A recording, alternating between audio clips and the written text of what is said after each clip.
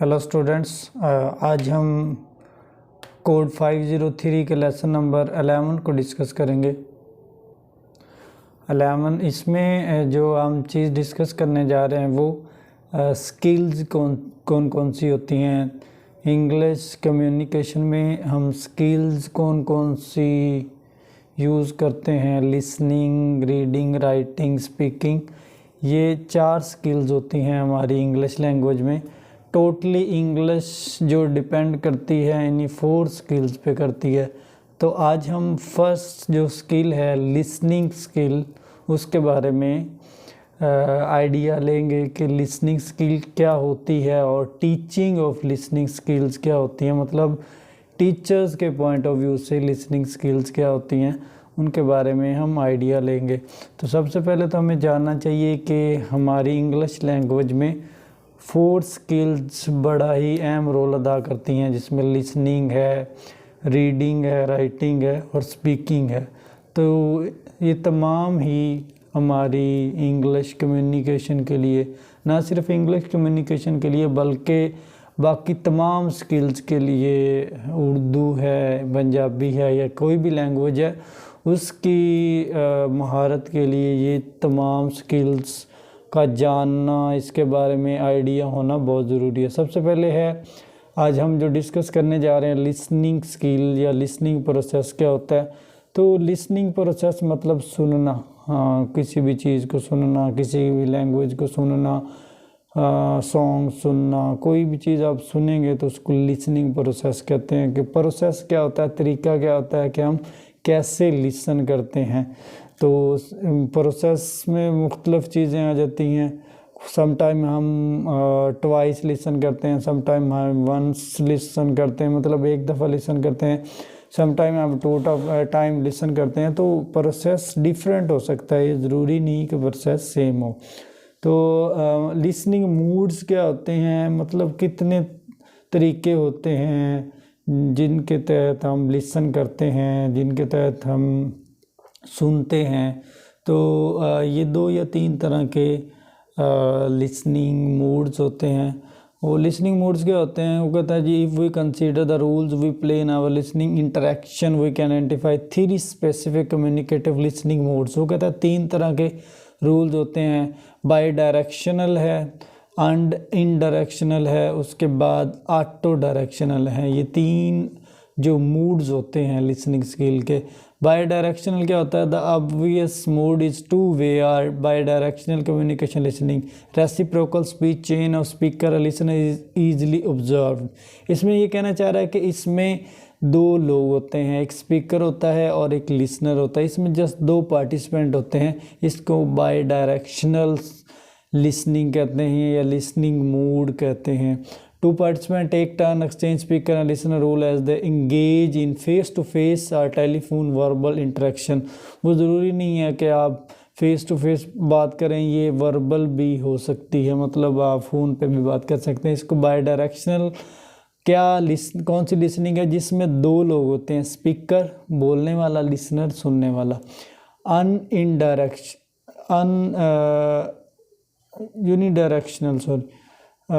Unidirectional मतलब भी 1 way of listening है। कहते हैं सेकंड मोड इज़ 1 वे और unidirectional communicative listening. The auditory input surrounds us as we move through the day. The input comes from variety of sources। इसमें वे कहना चाह रहा है कि जो इनपुट आता है वो वैरायटी ऑफ सोर्सेज से आता है, जिसमें हम डिफरेंट किस्म की चीज़ों को ऑब्ज़र्व कर सकते हैं। जिस तरह कहते हैं input come from variety of sources, overhead conversation, public announcements, recorded messages, instructional situation, all kinds and public performance. वो कहता है कि यूनिडायरेक्शनल जो होता है इसमें मतलब बहुत सारी आवाज़ें हो सकती हैं। पब्लिक अनाउंसमेंट्स हो सकती हैं, लोग मतलब जो पब्लिक अनाउंस करती है, आपके रिकॉर्डेड मैसेज हो सकते हैं, जो आपने मैसेज इंस्ट्रक्शन से ऑल काइंड्स ऑफ हो सकती है। उसके बाद जो थर्ड काइंड है ऑटो डायरेक्शनल लिसनिंग। मतलब ऑटो डायरेक्शनल लिसनिंग कहते हैं इसमें ये कि automatically we think of this self dialogue communication which we may not be aware of our internal rules as both speaker and listener react in our own thoughts process. वो कहता है जी auto मतलब खुद से, जब हम खुद से बोलते हैं और खुद से सुनते हैं उसको ऑटो डायरेक्शनल लिसनिंग कहते हैं। मतलब जब हम अपने थ्रू थॉट करते हैं, सोचते हैं, फिर बोलते हैं, इनरली तौर पे हम नहीं बोल रहे होते लेकिन आउटर के तौर पे बोल रहे होते हैं। मतलब ये कि जब आप बोल रहे होते हैं तो आप साथ खुद भी सुन रहे होते हैं, तो ऑटो डायरेक्शनल, ऑटो मतलब उसमें किसी का होना ज़रूरी नहीं, हो भी तो ठीक है, ना हो तो कोई इशू नहीं है। तो इसीलिए हमने ये 3 मोड्स होते हैं, bidirectional, unidirectional, auto directional. Bidirectional में 2 लोगों का होना, 2 लोग होते हैं स्पीकर लिसनर। यूनी डायरेक्शनल में कोई भी सोर्स हो सकता है लिसनिंग का। और ऑटो डायरेक्शनल मतलब खुद से बात करना, मतलब खुद की सुनना। Listening process stages in communication, listening का प्रोसेस क्या होता है? General 5 stages are involve in listening process. कितने तरीके होते हैं जिनके तहत हम सुनते हैं? रिसीविंग, सबसे पहले है वसूल करना। रिसीविंग क्या होता है? वसूल करना, किसी भी चीज़ का वसूल होना मतलब रिसीव होना, रिसीविंग होता है। Response cause by sound wave stimulating the sensory receptors of air, तो इसका हम कहते हैं रिसीव। जब कोई आवाज़ आती है तो हम रिसीव करते हैं। अंडरस्टैंडिंग, सेकंड जो होता है अंडरस्टैंडिंग क्या होती है कि हम उसको समझते हैं कि ये क्या चीज़ है, ठीक है। उसके बाद रिमेम्बरिंग, कुछ चीज़ों को हम याद कर लेते हैं, उनको माइंड में रख लेते हैं, रिमेंबर कर लेते हैं, उनको स्टोर बॉक्स कर लेते हैं, उनको रिमेम्बरिंग कहते हैं। इवेल्युएटिंग, इवेल्युएटिंग कहता है कि कुछ लोगों को हम सोचते हैं, उन पे एनालिसिस करते हैं, तज्जिया करते हैं और उसके बारे में रिस्पॉन्स देने की कोशिश करते हैं। लास्ट पे जो स्टेज है रिस्पॉन्डिंग, रिस्पॉन्डिंग मतलब हम जवाब देते हैं। रिसीव किया मैसेज, उसके बाद अंडरस्टैंड किया, रिमेंबर किया, एवेलुएट किया, तज्जिया किया, रिस्पॉन्डिंग किया। मतलब आपने अगर किसी ने वर्बल कर दिया, किसी ने नॉन वर्बल फीडबैक दे दिया, मतलब मैसेज आया, जिस तरह एक मैसेज आता है तो उसको हम रिसीव करते हैं, उस पर हम सोचते हैं, कुछ माइंड में रख लेते हैं, फिर उसका जवाब भी देते हैं। तो इसके ये 5 स्टेजेस हैं लिसनिंग के। एक्सटेंसिव और इंटेंसिव लिसनिंग, वो ये 2 मतलब एक्सटेंसिव और इंटेंसिव लिसनिंग क्या होती है? Student can improve the listening skill if they get valuable input. If it is a combination of extensive intensive listening material and procedure में इम्प्रूव लिसनिंग स्किल क्विकली। इसमें ये कहना चाह रहा है कि स्टूडेंट अपनी लिसनिंग स्किल को बढ़ा सकते हैं अगर वो बहुत अच्छा इनपुट दें, बहुत ज़्यादा इनपुट देंगे, अच्छा इनपुट देंगे तो उनकी लिसनिंग स्किल बेहतर हो सकती है। तो एक्सटेंसिव इसमें क्या है जी? The teacher encourage student to choose for them self what they listen and to do so for play and general language important improvement. इसमें एक्सटेंसिव लिसनिंग क्या है कि इसमें टीचर्स खुद स्टूडेंट को कहते हैं कि आप अपनी मर्ज़ी से कोई टॉपिक चूज़ कर सकते हैं, तो अपनी मर्ज़ी से चूज़ करें, जो आपको अच्छा लगे उसके लिहाज से आप लिसन करें। ये ज़रूरी नहीं है कि रिस्ट्रिक्टिंग मतलब कोई पाबंदी नहीं आयद कर दी जाती कि आपने ये ही सुनना है। फॉर एग्ज़ाम्पल कहता है जी क्लासरूम कार और music player and may increase the student motivation dramatically. इसमें वो कहता है जी क्लासरूम भी हो सकती है, घर भी हो सकता है और मुख्तलिफ चीज़ें हो सकती हैं। तो कहता है जी मटेरियल कहीं से भी हो सकता है, बुक से भी हो सकता है, आपको CD से भी हो सकता है और डिफरेंट सोर्सेज से हो सकता है। एक्सटेंसिव लिसनिंग क्या होती है? एक्सटेंसिव लिसनिंग में इन्वॉल्व क्या होता है? Listening to massive amount of text, high level of comprehension, listening without being constrained by or preset question और टास्क। इसमें कहना चाह रहा है कि समझना उसको बहुत ज़्यादा टेक्स्ट को समझना इसमें ज़रूरी होता है। एक्टिविटीज़ इसमें कौन सी आ जाती हैं? मतलब सरगर्मियाँ कौन कौन सी, टास्क काम को से। Recording the response to what student hear, fill in the report form after listening to material, summarise the content of listening material. Intensive listening होती है, It aims at improving specific skill or answer predetermined question. Intensive listening more specific in nature.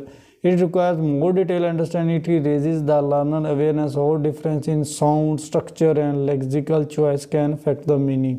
इसमें different things हो सकती हैं, sounds हो सकता है, lexical choices, मुख्तलिफ़ किस्म की चॉइसेस हो सकती हैं जो कि आपके मीनिंग पे इफ़ेक्ट करती हैं। मतलब जब आप कुछ लोग मुख्तलिफ़ लिहाज से चीज़ों को सुनते हैं, एक अगर सुनेगा तो उसका मीनिंग अलग निकालेगा, एक सुनेगा तो उसका अलग निकालेगा, एक की प्रोनाउंसिएशन या साउंड डिफरेंट होगा, अगले बंदे का डिफरेंट होगा, स्ट्रक्चर एक मुख्तलिफ बनाएगा, दूसरा उससे मुख्तलिफ बनाएगा। तो ये होती है इंटेंसिव, मतलब अरादा जिसे हम कहते हैं। तो इसको हम इंटेंसिव, इसमें रोल ऑफ टीचर्स, इसमें इंटेंसिव लिसनिंग में टीचर का क्या रोल होता है? कहता जी organiser, tell the purpose, give clear instruction, machine operator, feedback organiser, prompter, listener, मतलब टीचर का ही तो रोल होता है इसमें।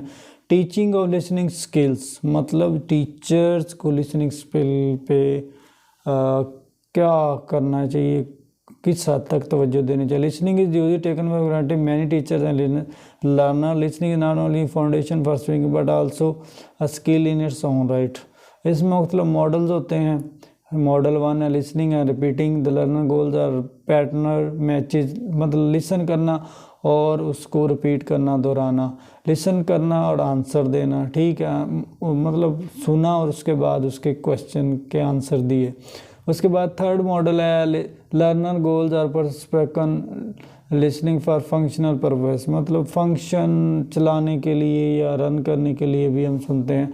मॉडल इंटरएक्टिव लिसनिंग की the learner goal are develop oral skills in semi formal interactive academic communication, मतलब जो इसमें लर्नर का जो गोल होता है ओरल और स्किल्स होता है। ओरल स्किल्स में या क्रिटिकल थिंकिंग हो सकती है या और तरह की abilities. Principle teaching listening, principle असूल्स क्या होते हैं कि जब एक टीचर लिसनिंग के बारे में टीच करता है तो उसको किन चीज़ों का ख्याल रखना चाहिए। इक्विपमेंट, आलात, recorder, player, speaker is an important the listening material. ज़रूरी है कि जब आप कोई चीज़ लिसन कर रहे हैं तो उसमें ये चीज़ों का होना ज़रूरी है। प्रिपरेशन इज़ नेसेसरी, तैयारी के साथ जाना चाहिए। Teacher need to listen the material before they come to the class, teacher को वो चीज़ें सुननी चाहिए क्लास में आने से पहले।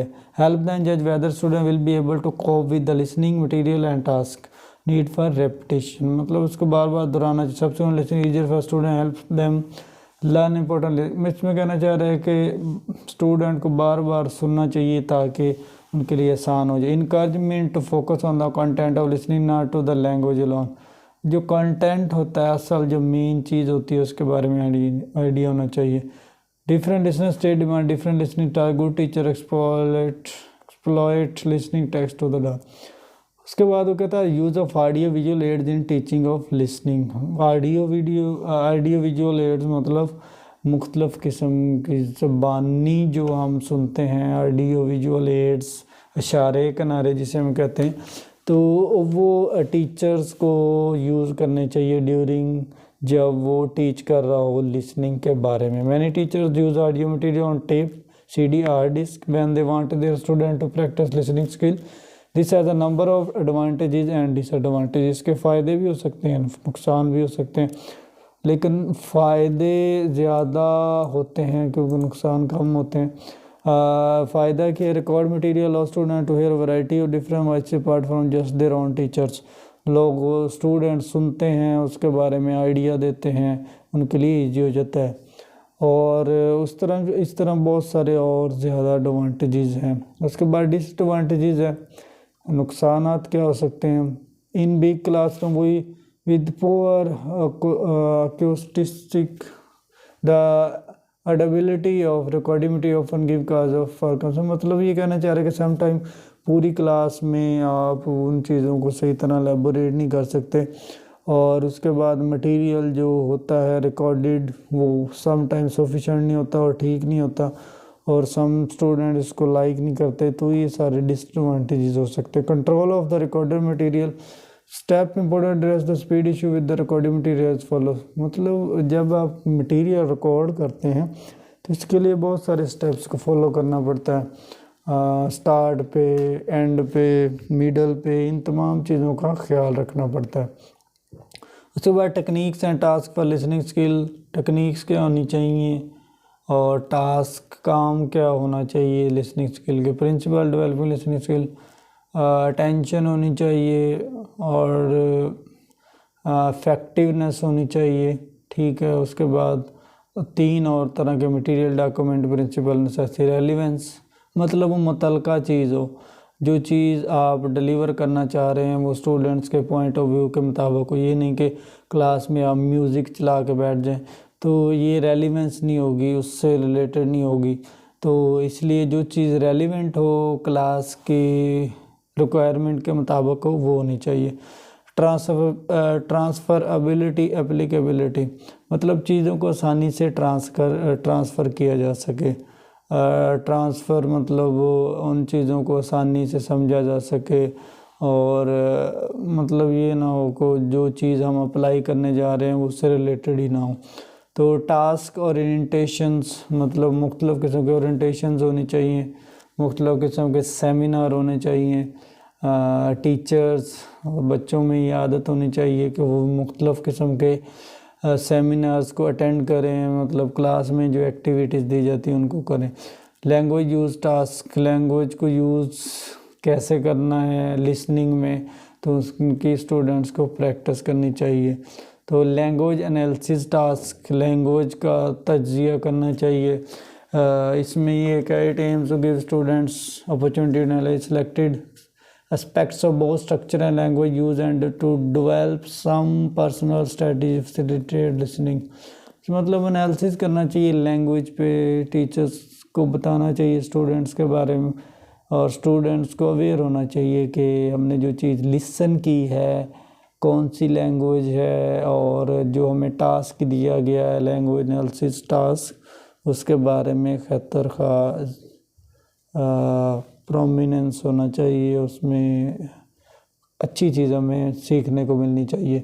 तो आज के लेक्चर में हमने लिसनिंग स्किल के बारे में डिस्कस किया। लिसनिंग स्किल होती क्या है, इंटेंसिव, एक्सटेंसिव लिसनिंग, उसके बाद स्टेजेस कितनी होती है, हम रिसीव करते हैं, अंडरस्टैंड करते हैं, रिमेंबर करते हैं, एवेलुएट करते हैं, उसके बाद रिस्पॉन्स करते हैं। उसके बाद टीचर्स को कौन सा मेथड यूज़ करना चाहिए लिसनिंग के लिए, audio visual aids some time teachers use करते हैं, और मतलब मोस्टली जो टीचर्स ये यूज़ करते हैं। तो उसके बाद लैंग्वेज एनालिसिस, स्टूडेंट्स को मौका मिलना चाहिए कि वो इस पे राय दे सकें, इसके बारे में बता सकें कि क्या चीज़ हमारे लिए फ़ायदेमंद थी और क्या हमारे लिए नुकसानदेह थी, और ताकि वो आपकी अपनी राय देंगे तो वो मज़ीद चीज़ें सीखेंगे। तो इसलिए स्टूडेंट्स की राय लेना बहुत ज़रूरी है, क्योंकि आप जिस क्लास में पढ़ा रहे होते हैं, अगर स्टूडेंट्स को आपकी टीचिंग स्टाइल और आपको इन चीज़ों की समझ नहीं लगेगी तो डेफिनेटली आपके लिए मुश्किल हो जाएगा टीच करना।